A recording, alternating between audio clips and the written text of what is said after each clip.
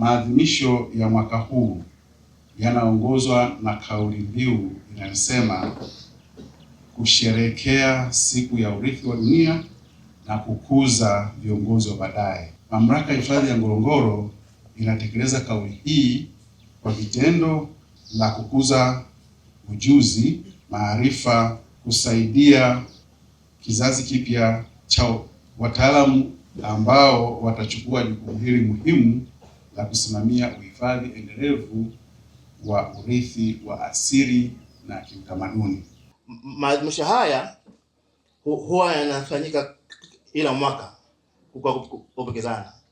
Kama tumesikia kwamba Tanzania una vitu 7 vya urithi wa dunia. Kwa hivyo tumekubaliana kwa kila kituo kwa kila mwaka anafanya kitu kimoja kupokezana.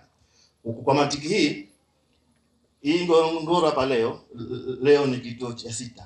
Ngorongoro mmefanya jambo kubwa katika historia ya dunia na katika ushirikiano nao tulionao na UNESCO.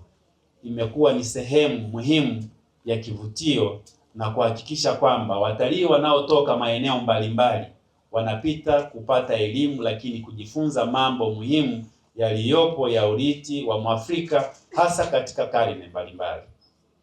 Sisi kama serikali, kazi yetu kubwa ni kuhakikisha kwamba tunahamasisha utunzaji na urithishwaji kama nilivyoona.